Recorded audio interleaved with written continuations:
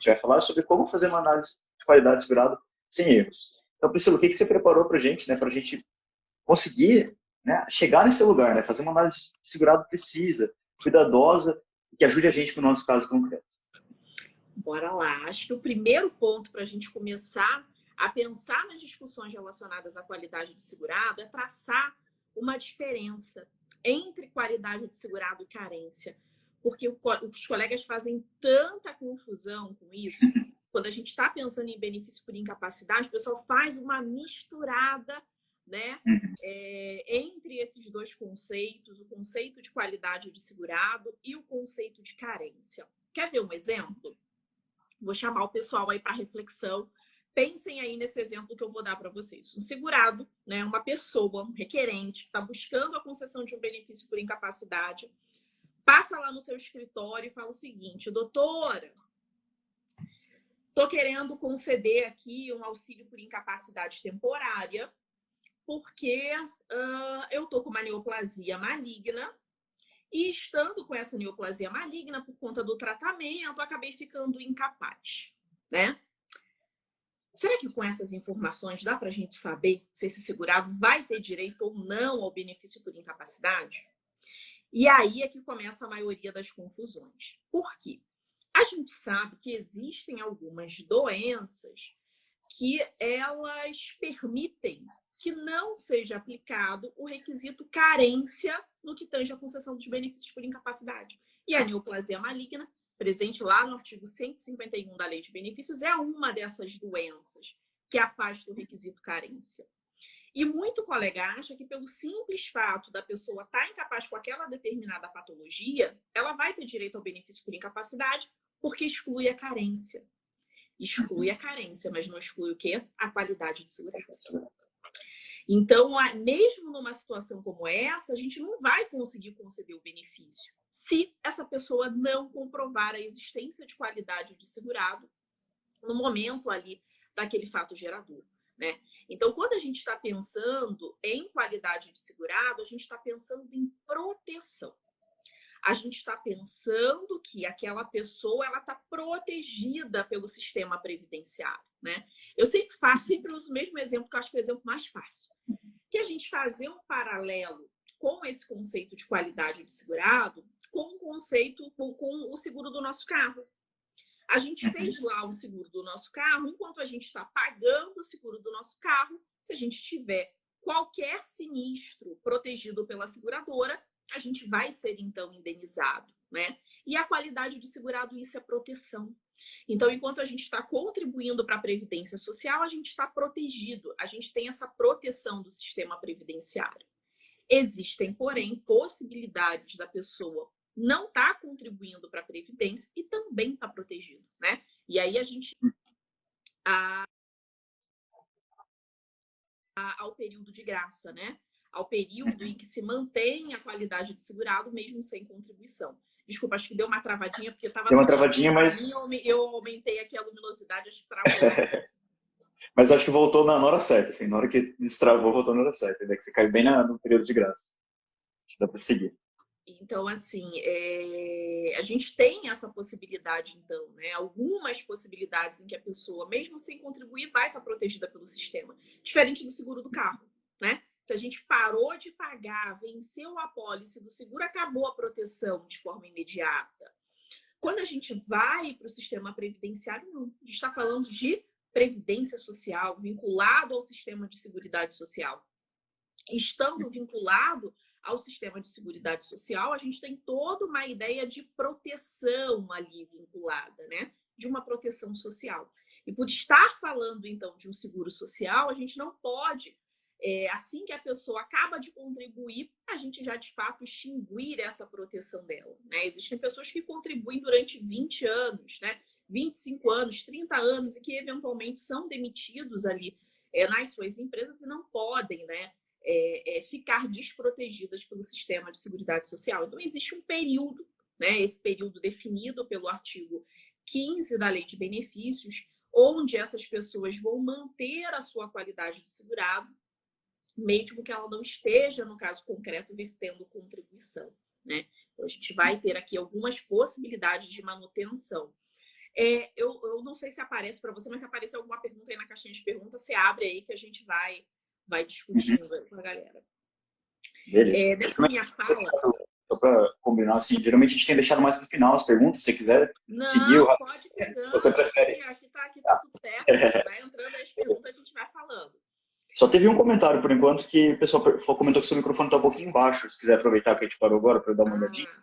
Deixa eu aumentar aqui um pouquinho. Ver se ficou um pouquinho melhor. Cheguei aqui um pouquinho mais para perto. Melhorou? Para mim, eu já consegui sentir a diferença. Beleza. Então, assim, nessa minha fala, eu queria até fazer um destaque, né? Porque eu dei um exemplo assim, a pessoa trabalhou durante 20 anos na empresa e foi demitido, né? Então, ela não pode ficar ali de forma imediata desprotegida. Só que será que apenas quando a gente olha para um segurado empregado, será que apenas quando ele é demitido que ele vai ter direito a esse período de graça, esse período de extensão de proteção? Claro que não, né? Se ele pede demissão, ele também tem a proteção do artigo 15. Se ele é demitido por justa causa, ele também mantém a proteção que a gente tem lá no artigo 15 da Lei de Benefício, né? Então, isso também é uma outra dúvida comum, né? Os colegas acharem que, não, ele foi demitido por justa causa, ou ele pediu demissão, então não vai ter direito ao período de graça. Claro que tem, né? A lei não traz nenhum tipo de limitação nesse sentido.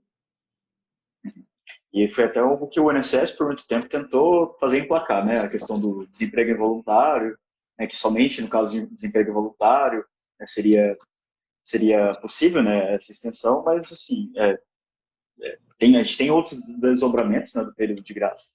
Mas o prazo básico, assim, né, ele não depende dessa questão, né, da forma que foi encerrado o contrato. Exatamente. A Vanessa fez uma pergunta aqui, ela está Legal. perguntando o seguinte: a pessoa dispensada, a pessoa dispensada por justa causa tem 12 meses de qualidade de segurado, mais 12 meses por ter sido dispensada sem justa causa? Vanessa, acho que ficou confuso. Você falou com justa causa e depois sem. Então, vou dar os dois exemplos aqui. Vamos imaginar uma situação que o segurado ele foi demitido com justa causa, tá?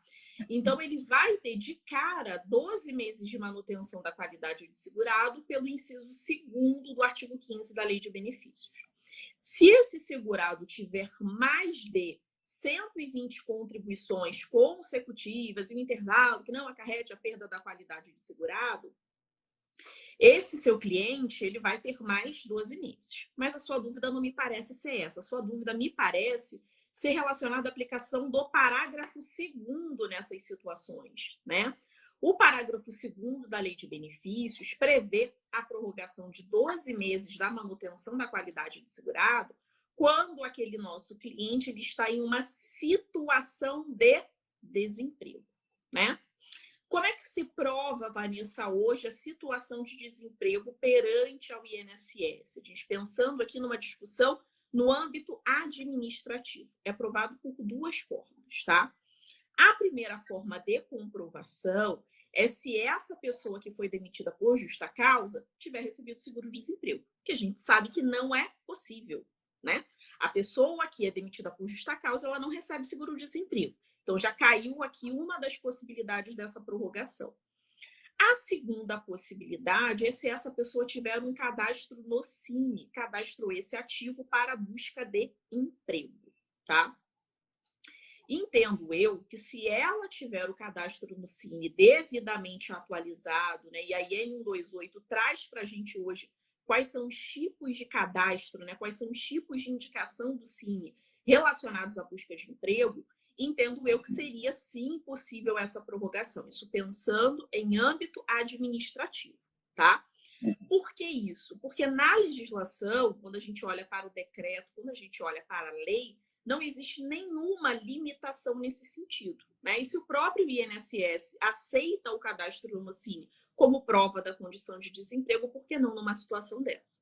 Por outro lado, quando a gente vai para a esfera judicial, a gente tem um monte de jurisprudência entendendo que não, que nessas situações não seria possível a prorrogação da qualidade de segurado pelo parágrafo 2º nessas situações onde a pessoa ela foi demitida por justa causa. Agora, pegando ali a sua fala que acabou ficando confusa, né? E se fosse um segurado sem justa causa, Priscila? Aí a gente não tem limitação, né? A gente aplicaria ali o parágrafo 2º sem problema nenhum, ok? Aí já responde também uma outra que vem na sequência ali, né? No caso de pedido de demissão. Show de bola. Eu ia falar disso agora e acabei de ver que é a Fabi, né, que fez essa Isso, pergunta. essa mesmo. Fabi, o pedido de demissão é outra história. Por quê? Se aquele segurado ele pediu demissão ali do seu emprego, como pode ele estar em uma condição de desemprego, né? Então, assim, a gente já entra aqui numa outra seara, que é, será que esse segurado ele pode, na realidade fática, estar em situação de desemprego? E aí vamos pensar mais sobre o prisma judicial, porque no administrativo você não vai ter facilidade para comprovar isso. Agora, no judicial, como é que você poderia discutir essa prorrogação? Olha, esse segurado pediu demissão, mas na verdade ele deveria ter feito uma rescisão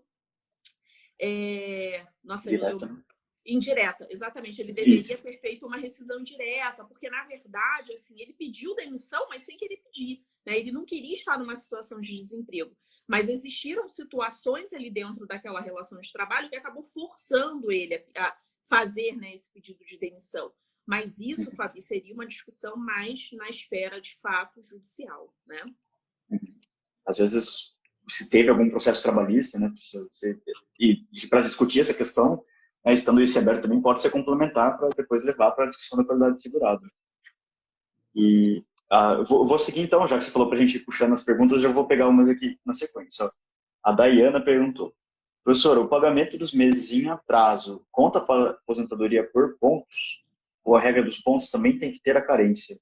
Eu acho que a gente pode falar em primeiro lugar assim, né? Tipo assim, se pagamento em atraso conta para carência, né? Se influencia a qualidade de segurado, depois a gente segue ali. Aí a gente entra numa outra seara de discussão que foge um pouquinho da qualidade desse segurado, né? E aí a gente tem alguns pontos que a gente precisa avaliar, Daiane. Primeiro, essa questão de quais regras que vão se aplicar a esse recolhimento em atraso, uma vez já entendendo que o período foi reconhecido para todos os fins que você precisa para aposentar esse segurado, né? Que é a primeira parte da sua pergunta. O INSS hoje entende que o pagamento em atraso ele não será validado para direito adquirido, caso esse recolhimento em atraso, evidentemente, seja após a reforma, né? Não vai ser validado para direito adquirido, para a regra de 50%, pedágio de 50% e pedágio de 100%. Para essas regras de aposentadoria, o INSS não valida esses recolhimentos em atraso, tá? Agora, o CRPS soube recentemente que a gente teve uma decisão da terceira CAGE, né? E para quem não sabe, eu sou conselheira hoje também do Conselho de Recursos da Previdência.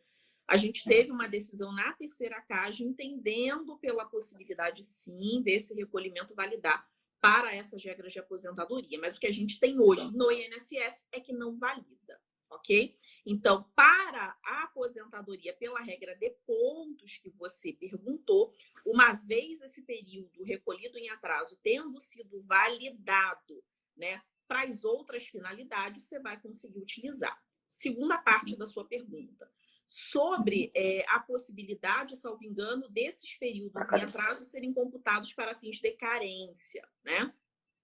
E aí a gente precisa traçar uma linha aqui de divisão do nosso raciocínio com base no decreto 10.410 de 2020. Por quê? Administrativamente, o INSS entendia, até o decreto, que caso a gente tivesse uma primeira contribuição paga em dia de um segurado contribuinte individual e esse segurado, né, não tenha dado baixa na sua filiação junto ao INSS, o que ninguém fazia, né, o pessoal simplesmente deixava de pagar, né, ninguém dava baixa nisso. Mas se fosse uma situação como essa, o segurado poderia recolher em atraso. E esse período de recolhimento em atraso era computado para carência, era computado para tempo e nem prova de atividade a gente precisava fazer, ok? Mas esse era o entendimento anterior ao decreto.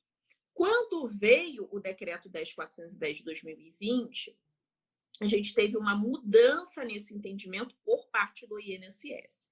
Então, atualmente, os recolhimentos em atraso para computar para carência devem ser feitos dentro do período de manutenção da qualidade do segurado. Então, você vai precisar analisar ali se aquele recolhimento em atraso foi feito dentro desse período de manutenção da qualidade do segurado. Se tiver sido feito dentro desse período, haverá sim essa possibilidade do cômputo desse recolhimento em atraso para fins de carência. Esses dias a gente teve até um processo interessante que a gente discutiu lá na junta onde eu estou, onde a gente tinha uma segurada que recolheu como MEI na seguinte situação. Ela tinha um primeiro recolhimento em dia, a gente já mudou completamente de assunto, saímos de qualidade segurada, mas só para finalizar aqui. Mas conecta, né? Não tem jeito, né, Priscila? Não gosto de deixar meia resposta, então só para finalizar aqui a pergunta. Mas é ótimo. A gente teve uma situação muito interessante que a gente tinha uma MEI que ela contribuiu, fez o primeiro pagamento em dia, lá em 2016. Então, em 2016, ela foi fez o primeiro recolhimento dela em dia. Todos os demais recolhimentos foram feitos em atraso. Tudo em atraso. Tudo em atraso. Fato gerador do benefício dela, salvo engano, era novembro de 2020 que ela ficou incapaz. Era um benefício por incapacidade que ela pleiteava, né? Novembro de 2020. Em novembro de 2020, o decreto já estava vigendo, o 10.410. Não é isso? Mas ela tinha recolhimentos em atraso que foram feitos ali no finalzinho de 2019, anteriores, então, ao decreto. E aí a nossa discussão ali era a seguinte, calma aí, a gente vai aplicar o entendimento, né, da não validação desses recolhimentos em atraso com base nessa ADI ou com base na data em que houve esse recolhimento em atraso, né? E a gente ali na minha junta, a gente acabou entendendo ali depois das nossas discussões que a gente deveria olhar para a data do recolhimento em atraso. Então, aquela última competência lá que ela pagou em atraso em 2019, ela validaria para carência, validaria para qualidade do segurado, validaria para todos os fins, né? E aí a gente levando em conta esse último recolhimento lá de 2019 feito em atraso, e desconsiderando os recolhimentos que de fato foram feitos após o decreto, que tinha recolhimento em julho, tinha recolhimento em agosto e dezembro. Se a gente desconsiderasse considerasse apenas o anterior ao decreto, ela teria qualidade de segurado. Na data de início da incapacidade, a gente entendeu pela concessão desse benefício. Mas olha que discussão interessante. Ela precisava de carência, ela precisava de qualidade de segurado, né? E é legal como eu tinha um posicionamento inicialmente diferente. Te confesso que foi convencida. Que me convenceram ali que, de fato, a gente deveria olhar para a data do recolhimento, né? Porque naquele momento, quando ela pagou, ela tinha ali o entendimento de que ela poderia computar esse período para, né, todas essas finalidades e ela adquiriu isso, né? Ela incorporou o patrimônio jurídico dela à possibilidade dessa contagem, né? Então, caso fugindo completamente aqui da discussão de qualidade mas eu acho que não fugiu, não. Eu acho até comentando assim, acho legal porque é legal para o pessoal ver que é um caso de uso assim, de como os temas assim fazem uma conexão muito grande, né? Um recolhimento em atraso pode não ter feito para carência e qualidade de segurado. A gente até aqui no Cálculo Jurídico tem feito alguns treinamentos ao vivo, né, para quem é assinante. A gente fez todo um treinamento sobre como fazer os cálculos de contribuição em atraso, os cálculos de complementação e tudo mais, mas mostrando para o pessoal não só como fazer o cálculo, mas comentando para o pessoal, né, para que você usa isso, né, quais efeitos de recolher atraso. E esse sempre foi um tema forte de discussão, né, o efeito do recolhimento de atraso para carência e para qualidade de segurado. Eu acho que assim, está totalmente dentro do tema da live, porque você mostrou assim, de forma prática, né, um dos efeitos dele, como pode afetar ou não a qualidade de segurado. Eu lembro que até no treinamento eu falei, pessoal, gente... Essa colocação que eu fiz do recolhimento em atraso foi para fins de carência. Carência. Caso para qualidade segurada é outra história, mas isso daí a gente vai mandar no final para todo mundo ficar ó, ninguém sai. Legal. Então, assim, é muito bom como os temas fazem essa conexão, né? E como é importante tomar esse cuidado. Eu acho que você até observa essa questão, né? Que ele pode ser feito, né? Dentro... Acho que após o decreto, né? Vem essa questão, né? Desde que dentro do período da manutenção da qualidade segurada. Mas, bom, eu vou parar de antecipar o assunto, depois a gente chega nele, e achei um ótimo exemplo, assim, para essa conexão. Vamos lá. Eu vou seguir aqui Podemos seguir com algumas outras perguntas? Ou você Vamos, quer pode. Eu retomar? estava olhando aqui, Tá. tinha uma pergunta logo depois da dela, mas eu me perdi aqui no chat. Ó, da Ana Era alguma Saraiva, coisa de comprovação. Acho que foi Ana Saraiva que perguntou, se eu não estiver enganada. Isso, ó, depois da Dayana, é que o pessoal vai anotando aqui para mim fora do chat, que eu Ah, consigo ver com show. mais calma. Por isso que eu até olho para o lado aqui, que eu tô com outra tela. Ó, mas vamos lá. Então, depois da Dayana, foi a Dana Saraiva, ela perguntou: quais as formas que você usa para comprovar o desemprego involuntário? Você até chegou a citar algumas, mas acho que vale retomar, né, para os Perfeito. colegas. Desemprego involuntário na visão administrativa, tá? É Uhum. comprovado pelo recebimento do seguro-desemprego ou pelo cadastro no CINE, esse cadastro devendo estar ali dentro de uma das opções de busca de emprego, né? Uhum. Porque tem pessoa que só faz o cadastro, mas não se habilita, né, para a busca de emprego. Então, a gente tem essas duas possibilidades em âmbito administrativo. No âmbito judicial, a gente pode fazer essa comprovação da situação de desemprego de qualquer forma, inclusive através de prova testemunhal. Eu estava dando, alguns anos atrás, uma aula sobre auxílio reclusão, né? E nessa aula de auxílio reclusão, eu mencionei que quase nunca a gente tem audiência quando a gente está pensando em benefício previdenciário, né? Por coincidência, duas alunas me procuraram com a mesma situação, né? Entraram em contato comigo falando: Priscila, olha só, tô com uma dúvida aqui, que você falou, né, que quase nunca tem audiência, né? Tô começando aqui agora, né? E as duas estavam com a mesma dúvida. Qual era a dúvida? Foi marcada audiência em um processo de auxílio reclusão. E elas estavam sem entender por que essa audiência tinha sido marcada. Falei: bem, só tem duas possibilidades para essa audiência ter sido marcada num pedido de auxílio reclusão. Ou você tem um problema de qualidade de segurado e o juiz está te oportunizando fazer prova de que ele tinha qualidade de segurado, ou é para uma companheira e ele entendeu que as provas não são suficientes, ele está te oportunizando ali fazer a prova dessa situação de união estável em audiência. Pedi, né, na época, para elas me mandarem um processo, estava ali numa semana que estava mais tranquila de tempo, fui olhar. Os dois casos eram a mesma coisa. Quando o segurado foi preso, não tinha qualidade de segurado. E aí a discussão ali que o juiz buscava na audiência era o quê? A comprovação da qualidade de segurado. E aí o que eu orientei elas? Olha, ambos moravam em comunidades, né? E eu morei durante uma comunidade no Rio de Janeiro durante 18 anos, então eu conheço bem como é que funciona a realidade. E geralmente as comunidades, elas têm mercadinho, têm lanchonete, ou na parte interna ou na parte baixa da favela, né? E é muito comum os homens que estão desempregados passarem nesses locais, principalmente quando tem mercadinho, para perguntar se de repente não quer que preste serviço ali um determinado dia. E o que eu orientei as duas? Olha, tenta conversar ali com a dependente para entender se não é essa situação. Se for, você traz, né, como testemunho os donos ali de comércio local, que geralmente moram também nas comunidades, né, para poder testemunhar. E depois uma delas me retornou, falou que de fato, né, era a situação. Ela levou o dono de um mercadinho ali no local, que foi lá em depoimento e falou, né, no testemunho dele, perdão, e falou que todo dia de manhã ele passava perguntando se tinha algum trabalho para poder fazer, né? Então ele ficava ali passando todos os dias pela manhã para poder saber se tinha alguma coisa ali de serviço para prestar. E o juiz entendeu isso como uma prova testemunhal de que esse segurado estava em condição de desemprego, né? Então, quando a gente pensa na esfera judicial, a gente pode fazer uso da testemunha e fazer essa comprovação de qualidade do segurado somente através de testemunho. Porque o pessoal faz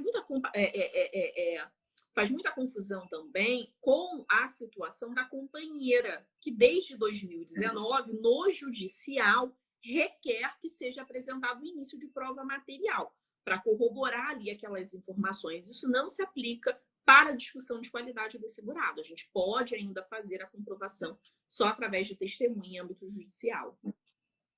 Muito legal, professor. Legal também, um exemplo super rico, assim, prático, né? Como lidar com a realidade, assim. Deixa eu puxar a próxima aqui, então, podemos? Vamos embora. Deixa eu ver aqui, a próxima é a Assim é doutora bom que o pessoal vai Jane. participando, a gente vai tirando dúvida. Sim, sim.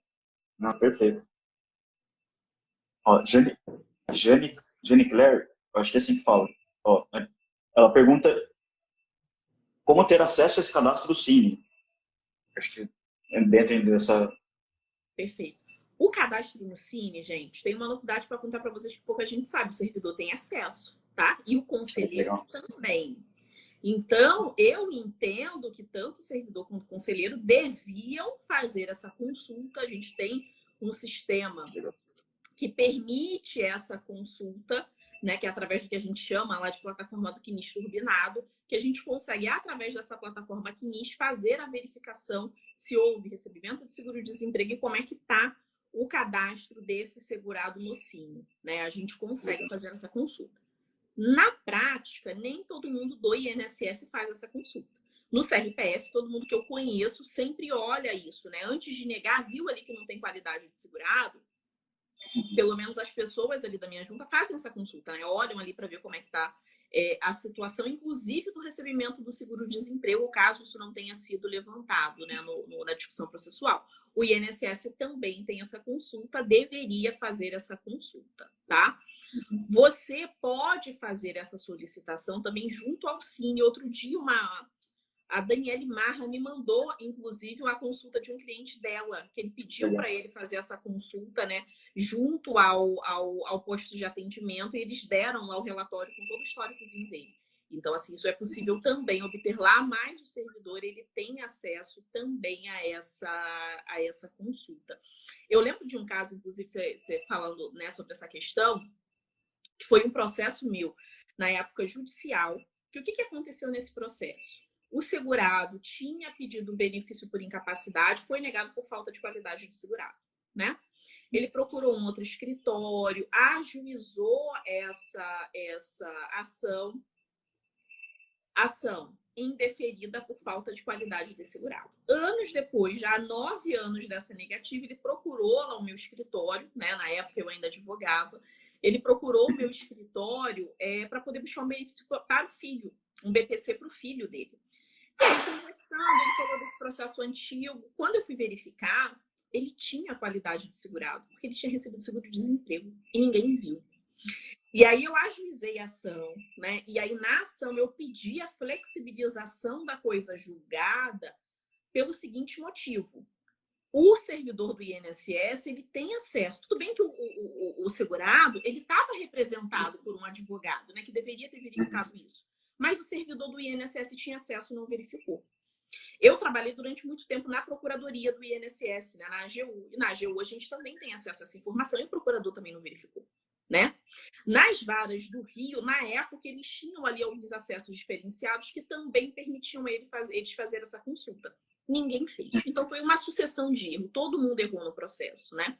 Então, nessa ação, o juiz acabou entendendo pela flexibilização da coisa julgada por essa série de erros. E aí vejam o seguinte: advogado, e ele passou por mais de um escritório, tá? Teve mais de uma ação ajuizada pelo mesmo motivo, as outras foram encerradas, né? Porque tinha ali já um processo anterior, mas passou por advogado, pelo INSS, foi feito o recurso, passou pelo CRPS, passou pelo procurador da AGU, passou pelo juiz.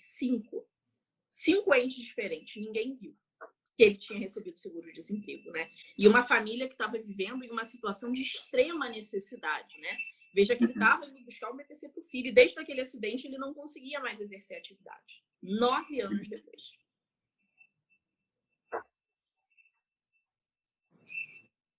Tá vindo um chiado aí do seu... Acho que tá vindo um chiado aí do seu aparelho. Será que é? Vocês estão ouvindo, pessoal? Se puderem confirmar. Porque eu estou ouvindo ainda. Não sei se o pessoal está ouvindo, mas tem um chiadinho aí de fundo. Pode ser o ventilador que tá ligado aqui, se não estiver atrapalhando. Deve ser.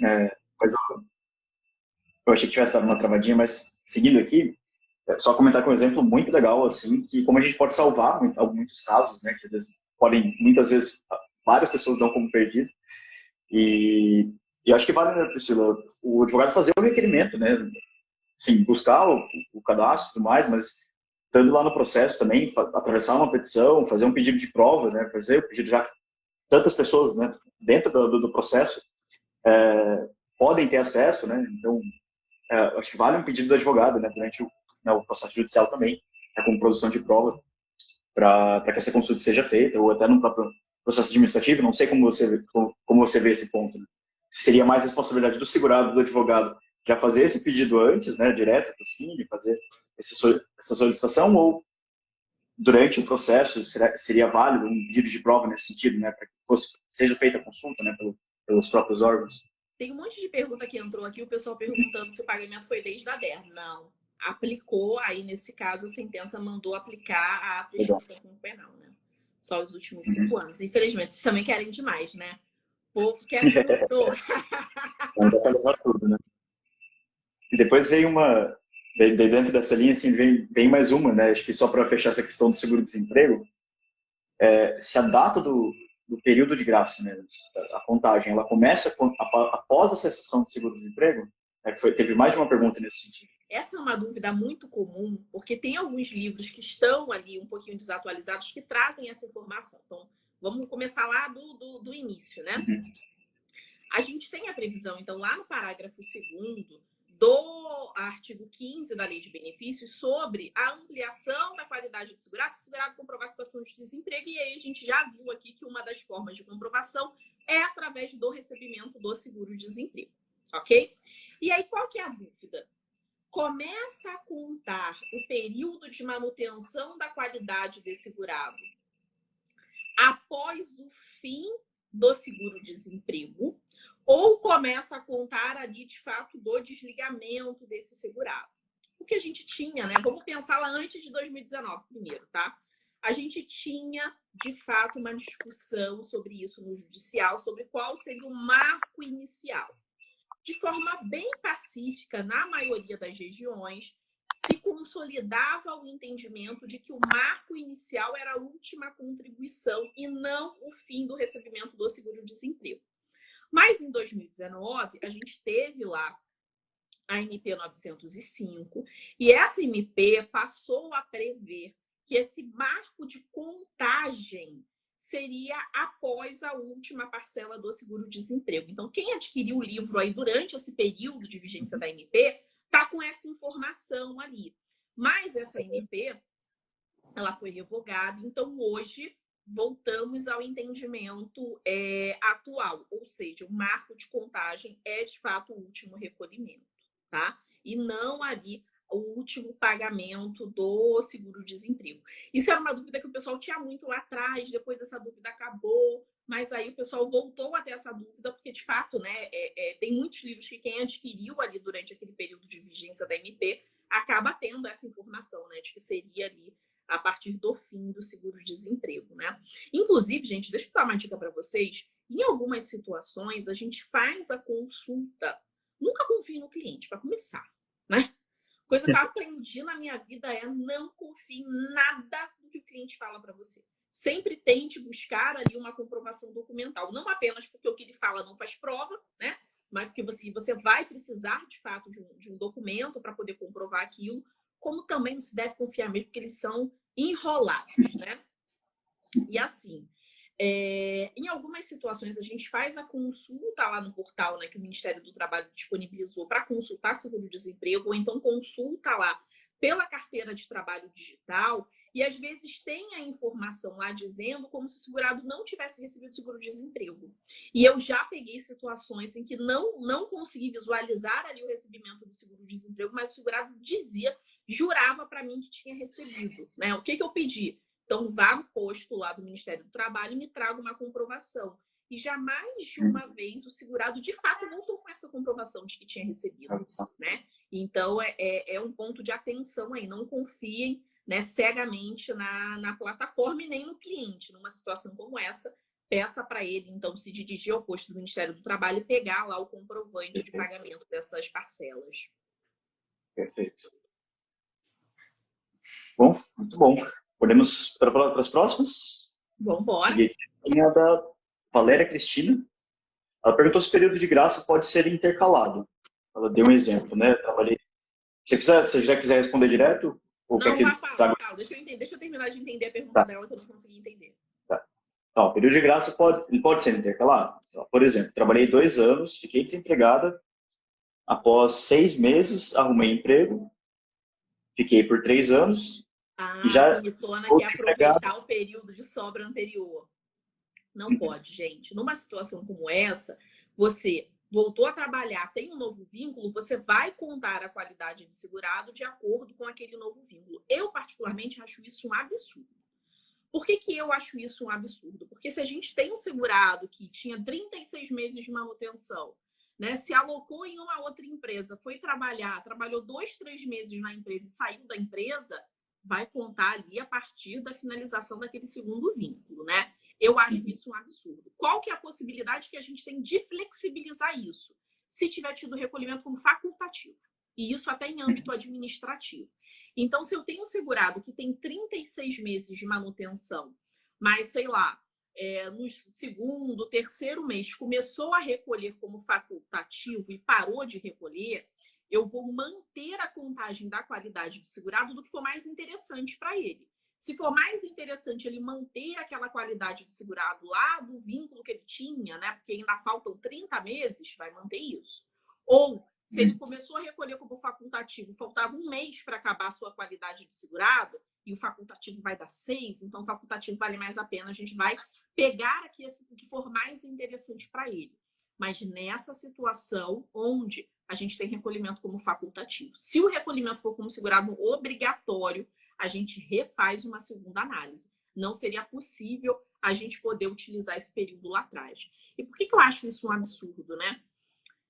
Porque isso acaba desincentivando, inclusive, e penalizando aquele segurado por tentar se reinserir no mercado de trabalho, né? Então, a gente está penalizando o segurado por ele tentar se reinserir no mercado de trabalho. Ou seja, se ele continuasse desempregado, se ele continuasse, né, sem produzir ali para o bem de toda a sociedade, né? Porque o nosso trabalho, ele produz não apenas para a gente, né, mas para a sociedade de uma forma geral. Então, essa pessoa que está ali sem produzir, essa pessoa acaba tendo uma vantagem, um benefício comparado com essa outra pessoa que tentou se reinserir no mercado de trabalho. Mas, infelizmente, esse é o entendimento que a gente tem hoje. Bom, vamos para a próxima? Vamos lá. Vanessa perguntou aqui, ó. Quem contribui como rural e não recolhe nada junto ao INSS? Sim. Não tem qualidade segurado para ter direito a nenhum benefício previdenciário, correto? Não, erradíssimo. Calma aí, minha filha, respira. O que acontece? O segurado especial, ele não precisa verter contribuições, né? Ele precisa, sim, verter a sua contribuição sobre sua produção excedente, caso ela seja comercializada. Na prática, a gente sabe que os segurados especiais, eles acabam produzindo ali para a sua própria subsistência, muitas das vezes, não tem comercialização de produção, então não tem recolhimento. O fato de não ter recolhimento real da pessoa ir lá e pagar a contribuição previdenciária não significa que não há recolhimento de nenhuma forma. Aqui a gente entende que a gente tem um recolhimento presumido. A gente presume esse recolhimento. Até porque, quando a gente pensa nos benefícios que são concedidos para o segurado, e vai falar trabalhador rural, mas eu não gosto de usar esse termo, porque trabalhador rural é gênero, inclui todo mundo, né? Segurado especial, né? Sendo aqui bem objetiva. Então, quando a gente está falando da concessão de um benefício, de uma aposentadoria, de um auxílio por incapacidade temporária para um segurado especial, é um benefício previdenciário. E a Constituição fala para a gente o quê? Que não se pode conceder benefício, né?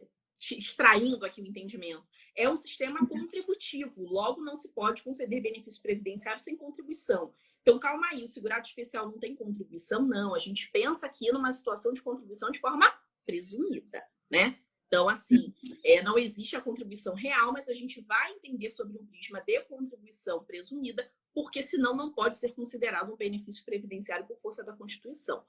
Nessa situação do segurado especial, que não verte contribuição diretamente para a Previdência, ele vai ter direito à concessão, sim, de benefício por incapacidade, salário maternidade, aposentadoria por idade rural. Qual que é o ponto-chave aqui? Ele precisa comprovar a sua condição de segurado especial. Então, não é que pelo fato dele não contribuir, ele não vai ter qualidade de segurado. Não é isso. Ele comprova a qualidade de segurado pelo exercício da atividade. Então, o que a gente vai precisar comprovar é que ele exerceu a atividade como segurado especial. Uma vez comprovando isso, o período onde ele desempenhou a atividade vai ensejar, com certeza absoluta, a qualidade do segurado no período. Então, vai ter salário maternidade, vai ter aposentadoria por incapacidade permanente, auxílio por incapacidade temporária, tudo isso sem problema nenhum. Show de bola. Então, mais um aqui. O pessoal tá carregado de perguntas hoje, hein? Meu filho, pessoal, os seguidores são, aguçados, o pessoal aproveita. Sim.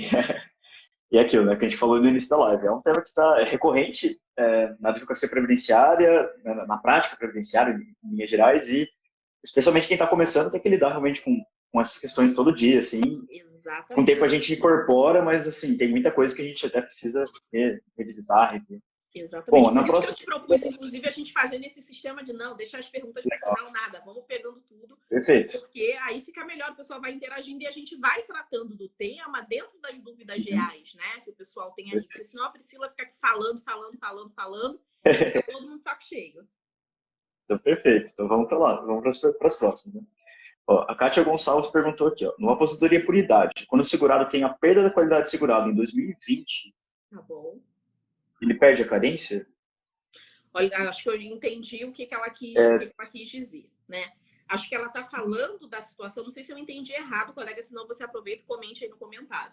Mas me parece que você está querendo entender se é necessário existir qualidade de segurado para requerer o benefício. Não é, né? Hoje não é mais necessário isso. Agora, eu não consegui entender essa sua situação de perdeu a carência. Eu não sei se você quis dizer o seguinte. A Priscila falou lá no início que tem uma coisa chamada período de graça. Não sei se foi isso, né? E durante esse período de graça, a pessoa mantém a sua qualidade de segurado sem verter contribuição. Não é isso? Eu não sei se ela quis dizer o seguinte, esse período de graça, se ele contaria para a carência também. Talvez tenha sido essa ali a dúvida dela. E não, esse período não vai contar para carência, né? Durante esse período, a pessoa está protegida. Lembra como eu falei lá no início. Mas o fato dela estar protegida não quer dizer que esse período vai ser contado para tempo, para carência. Não. Ela vai estar protegida pelo sistema. Então, se ela vier a óbito, vai deixar pensão. Se tiver uma incapacidade, vai receber benefício por incapacidade. Né? Se tiver algum dos fatos geradores do salário maternidade, vai receber salário maternidade. Né? Mas isso não se confunde com a possibilidade da contagem desse período para carência e para tempo. Não sei se era essa a dúvida, mas se não for, ela comenta aí. Kátia, caso não tenha ficado claro, caso você queira esclarecer melhor para a gente, manda aí que a gente volta em você daqui a pouco. Bom, vamos para a próxima aqui da Suelen Guimarães. Boa tarde, professores. No caso de recolhimento em atraso para requerer auxílio-doença de pessoa diagnosticada com neoplasia maligna. Perfeito. A qualidade de segurado é a data de início do CNIS? Minha filha, chegamos na pergunta que eu falei que a gente ia aguardar. Pergunta de ouro. Lá pro final eu falei, gente, mas esse povo está muito lento. Ninguém vai perguntar sobre a possibilidade do recolhimento em atraso validar para a qualidade do segurado. Porque eu ainda pontuei, ó, eu ainda dei a deixa lá no início, eu ainda pontuei, olha, a gente está falando aqui, por enquanto, só de carência, qualidade de segurado é outra história. Vamos entender. Primeiro ponto. Para que a pessoa receba benefício por incapacidade, ela precisa ter qualidade de segurado no momento em que a incapacidade surge. Não é depois. No CRPS, eu pego um monte de casos para analisar que acontece o seguinte. A pessoa fica incapaz, começa a contribuir para o INSS, aí dá ali 12 contribuições para fechar o requisito carência, né? Porque alguém já falou para ela que precisa ter 12 contribuições. Aí o que ela faz? Depois que ela contribui essas 12, tem uns, né, que são até mais cara de pau, contribui 14, 15, para não ficar muito na cara, né? Que foi, né, com esse objetivo. E aí a pessoa vai lá, faz a solicitação de um benefício por incapacidade, e o benefício é negado e o colega não entende por que não. Mas calma aí. Na data que eu estou pedindo o benefício, a gente já vai chegar no recolhimento em atraso, mas só para a gente explicar todos os detalhes. Na data que eu fiz o pedido de benefício, tinha qualidade de segurado, tinha carência. Tudo bem, cara pálida, mas não é a data que você fez o pedido, é a data em que a incapacidade surgiu. Então, os requisitos, a qualidade de segurado, a carência, tudo isso precisa estar preenchido em qual momento? no momento em que aquela pessoa tem a sua incapacidade surgindo. Então, não adianta a pessoa estar incapaz, começar a contribuir e buscar o benefício lá na frente. Porque se ficar comprovado que a incapacidade é pré-existente, esquece o benefício. E eu passando ali uma doença pré-existente. E aí a gente precisa traçar essa diferenciação entre incapacidade pré-existente e doença pré-existente. Eu falei incapacidade. Existem situações em que a pessoa ela está incapaz para o exercício da atividade, ela está doente, perdão, mas não está incapaz para o exercício da atividade laborativa. E aí tudo bem. Se ela está doente, mas não está incapaz, ela pode, mesmo sabendo, ciente da doença, ela pode começar a contribuir para a Previdência. Se lá na frente ela ficar incapaz, ela vai ter direito à concessão de benefício por incapacidade, entendeu? Eu sempre uso aqui até o meu exemplo pessoal, antes da gente chegar no recolhimento em atraso, para a qualidade de segurado, porque a gente precisa ter isso bem claro, essas diferenciações, para a gente conseguir entender se o recolhimento em atraso vai computar ou não, né? E já digo para vocês que tem previsão expressa na IEM, então tá delícia o que a gente vai conversar aqui. Mas eu sempre uso aqui o meu exemplo pessoal. Em 2019, eu descobri uma neoplasia, né? Quando eu descobri essa neoplasia em 2019, quem me acompanha sabe que eu estava trabalhando enlouquecidamente. Foi o período, inclusive, onde eu mais trabalhei. Eu descobri a minha neoplasia e aí eu tinha ali a opção de fazer tratamentos paliativos, né? Ou, no meu caso, eu poderia ainda fazer tratamentos, fazer cirurgia, né? Em vez de fazer, né, esses tratamentos que as pessoas fazem geralmente para combater neoplasia. Acabei optando por fazer a cirurgia, né? Mesmo, né? Com os riscos, né? Com a possibilidade de eu não poder engravidar, eventualmente. No final, acabei tendo a Duda aí que está com um aninho. Mas acabei optando pela cirurgia, porque eu tive uma pessoa da minha família que teve o mesmo tipo de neoplasia, optou por esses outros tratamentos e acabou vindo a óbito, né? Então, eu falei, vou fazer diferente, né? E optei pela cirurgia. Só que eu estava incapaz de forma nenhuma. Foi o período onde eu mais trabalhei. Observa o seguinte, eu estava doente, mas a Priscila estava incapaz? A Priscila não estava incapaz. Vamos imaginar que a Priscila não contribuísse para a Previdência Social, que eu não contribuísse, que eu não vertesse contribuições. Saiu lá o laudo da minha biópsia, putz, neoplasia, não contribuo para a Previdência. Eu poderia, naquele momento, passar a contribuir para a Previdência Social? Poderia. Priscila, aí você passou lá em setembro de 2019, você não contribuía, descobriu a neoplasia, começou a contribuir.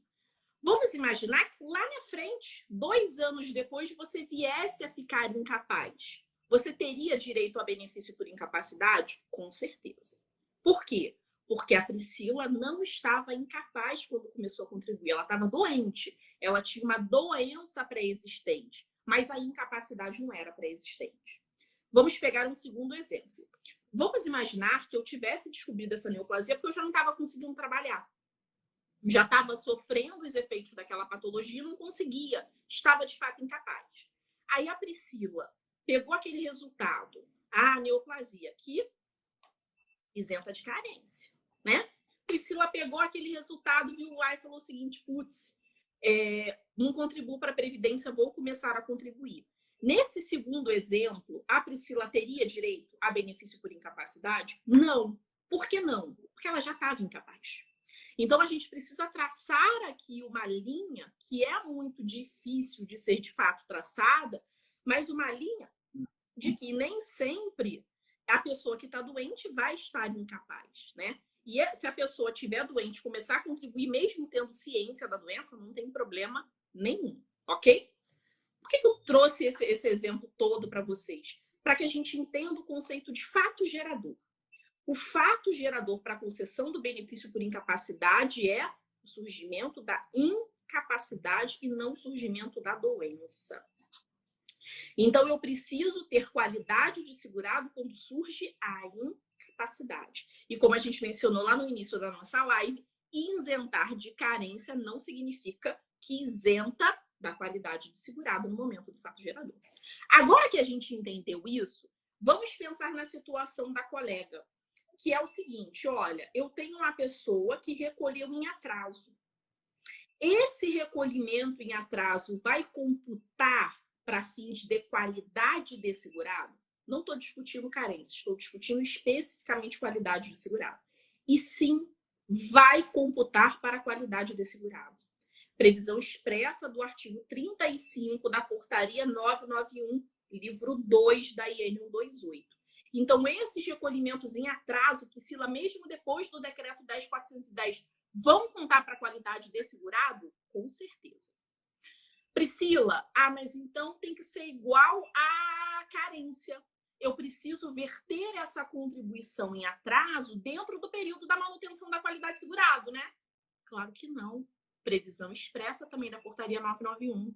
Se a gente recolhe em atraso mesmo fora do período de manutenção da qualidade de segurado, ainda assim, esse recolhimento em atraso vai contar para a qualidade do segurado. Está expresso na IN 991. Nessa altura, deve ter uns espertinhos, que o previdencialista é tudo esperto.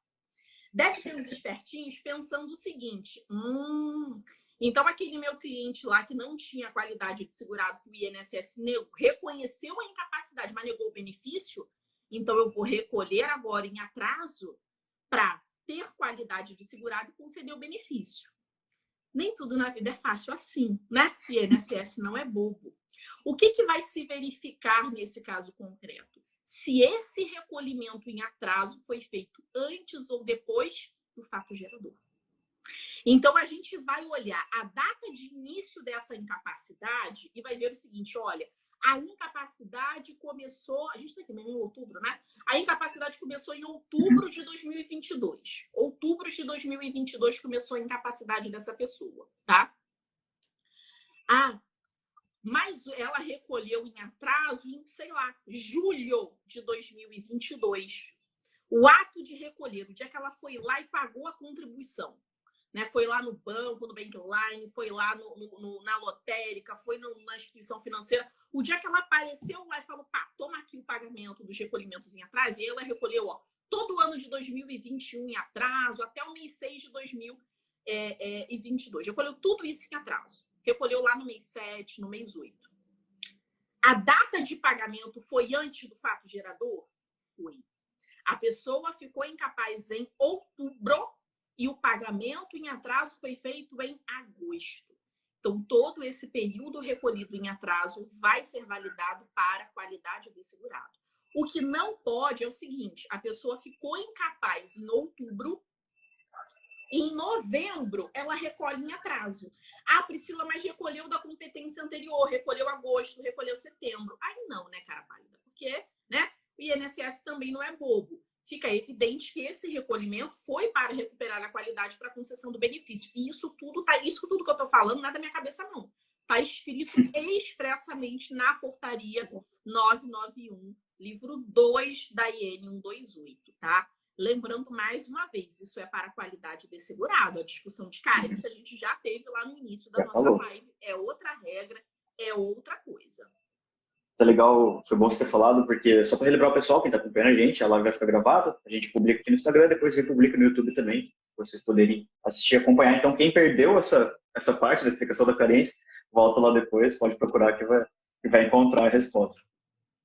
Nossa, perfeito, adorei o exemplo. Eu acho que também é um ótimo exemplo, Priscila, de quanto o estudo da IN é valiosíssimo, porque sim. É uma situação que, judicialmente, isso ainda tem grandes discussões, né? Não é algo tão que é alcançável judicialmente, tem interpretações diferentes, mas administrativamente, né? Você já mostrou o caminho das pedras para a pessoa conseguir reverter uma situação dessa e encontrar o direito numa situação dessa. E vou dizer que a gente entregou o ouro aqui de graça, porque pouca gente sabe dessa questão do recolhimento em atraso para qualidade de segurado. As pessoas fazem uma conexão com o recolhimento em atraso para carência, por conta daquela bendita confusão que eu te mencionei lá no início, que as pessoas confundem os conceitos de qualidade de segurado e carência. O artigo é o artigo 35 da Portaria 991, livro 2 da IN 128. Perfeito. Lá. E brigadão, Priscila, por compartilhar aqui com a gente a experiência super rica com os colegas. Bom, a gente está caminhando para o final da live, a gente tem mais umas, deixa eu ver aqui, bastante perguntinha ainda. Escolhe uma, fala assim, vou escolher uma premiada aqui para a final, né, para a gente poder fechar, mas desde já agradecendo pela sua participação. E os colegas, né, procurem o canal da professora, tem muito conteúdo valioso, como esse que ela compartilhou aqui pra gente, né? Tem muito conteúdo valioso lá, também faz um trabalho incrível. Então, acompanhe ela, além de acompanhar o CJ, acompanhe ela também nas sociais dela. Um detalhe antes de você responder, Priscila, só comentar para o pessoal também, para quem ainda não conhece o CJ, está conhecendo agora, lá no nosso site do Cálculo Jurídico, a gente tem uma calculadora de qualidade de segurado, que ajuda muito, assim, 99% dos casos, você vai conseguir fazer por lá e já te dá uma orientação bem clara, assim, fazendo as perguntas, conforme lá o artigo 15 da Lei 8.213, você vai respondendo, né? Você tem desemprego, você teve mais de 120 contribuições, você consegue, sai até uma linha do tempo, assim, mostrando, né, a contagem da qualidade de segurado. Não sei se você já chegou a testar, Priscila, mas caso tenha testado, tiver alguma coisa diferente. Nunca usei. Então, vou te mandar o link, depois a gente te manda ali no chat. Você dá uma olhadinha, se tiver alguma consideração também, alguma contribuição, a gente fica muito feliz. Que é uma calculadora que a gente disponibiliza, né, para todos os colegas poderem acessar, ela tem também dentro do programa. Mas para quem nunca, né, para quem ainda está aprendendo, dando os primeiros passos, ela ajuda muito, assim, para entender, né, como que funcionam as regras. E até no final, você, além de ter a linha do tempo, você tem lá os artigos, tem a fundamentação legal que você precisa ler para entender como funciona. Show. Antes de você pegar a última pergunta, deixa eu mandar um beijo aqui. Eu tô vendo aqui Claro. comentários dos meus alunos, são uns fofos, né? Beijo, Sheila, Regina, Marcinha, você tá aí. Beijo, Dani, Simone, Mari, beijo pra ti. Comentei no teu post, inclusive, hoje. Cassina, Cris, só gente linda aí. Fábia, Franci, Vanessa, isso aí, galera. Escolheu? Show de bola, pessoal, bem peso. Nossa, tem tantas boas aqui, Priscila. Dá quase para fazer outra live. Só com as perguntas que ficaram, dá quase para fazer outra live. Tanta pergunta boa que veio aqui. Eu vou sortear um aqui. Tem algumas que foram parecidas com alguns temas que a gente já falou, então eu vou acabar pulando, tá, pessoal? Daí, só reforçando, procurem a gravação da live, que vocês vão encontrar algumas dessas.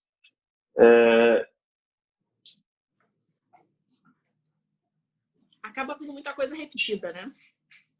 Sim. É que tem umas aqui que só respondendo, tipo assim, tem uma que eu gostei aqui, mas acho que só responder ela vai estender bastante. Mas vamos testar aqui.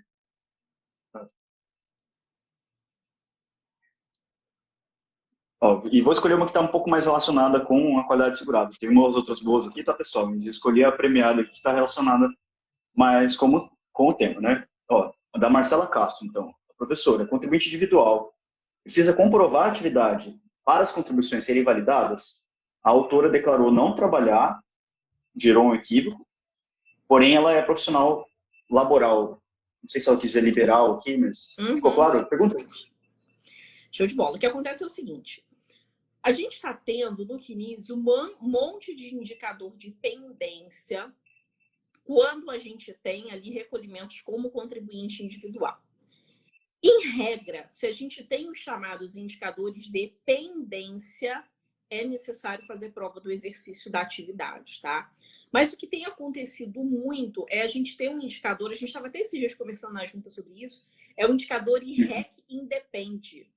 Nos recolhimentos, como MEI, isso está acontecendo muito, né? Da gente ter esse indicador de que é um indicador de pendência, só que vinculado ao MEI. Nessas situações, a gente não está fazendo o pedido de comprovação de prova de atividade, né?